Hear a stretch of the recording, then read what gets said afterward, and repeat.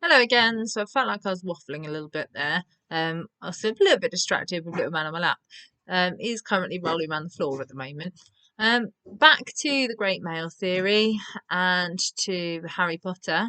Um, I really do think he is a interesting case of leadership because you just don't think of him necessarily as a leader straight away.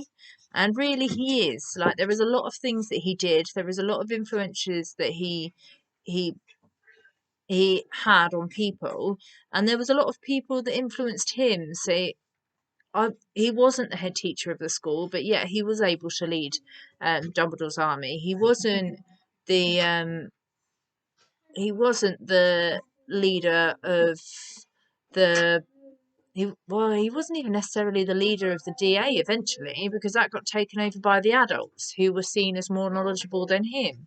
So it ended up being more like Sirius Black and Lupin and Molly and Arthur that ended up taking over a lot of the DA meetings, um, which Harry started in the first place. So again, that leadership role was taken from him, but he was still a very big influential person throughout all of it.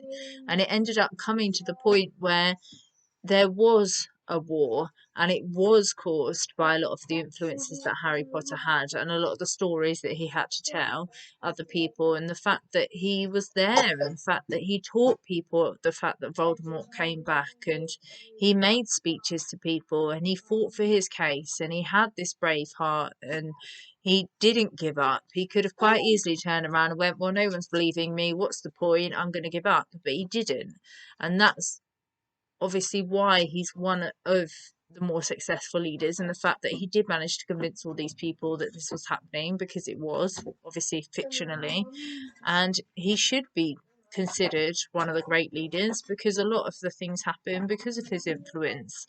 A lot of the time, because of his age, that's where things get a little bit awry. Because of his age, adults took over quite a lot of the role as well. So obviously he led, um, as I said, he led the DA first, but even in the Order of Phoenix, going back to that, he told those group of people he he has to do it. He's got to do it on his own.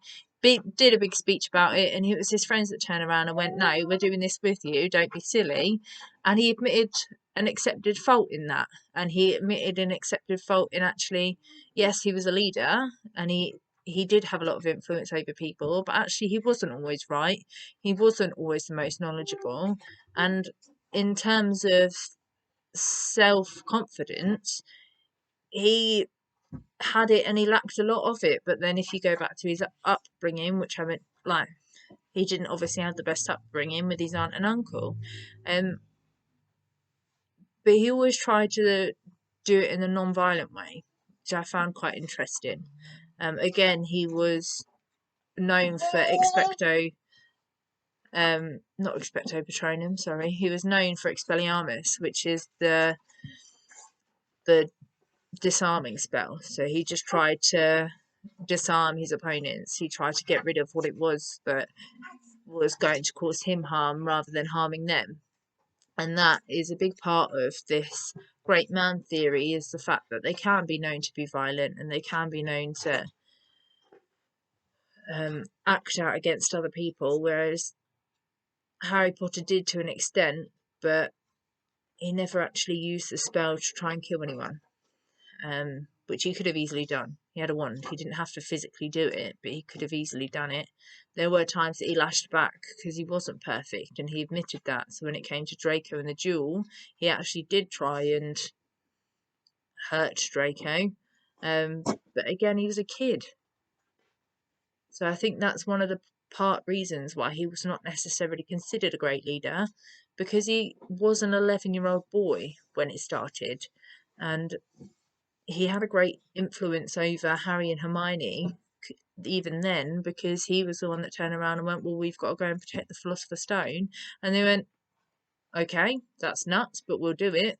So he had a lot of influence then, even, which is quite incredible, really, that straight away when you think of the leader of Hogwarts, or the leader of in in that whole mythical world, a lot of people would still say Dumbledore, and actually a lot of influences were around an 11-year-old boy, um, who does not fit, typical great man theory, but he made great speeches, and he did lead a lot of campaigns, and he did fight for what he believed in, and he did end up creating something out of it.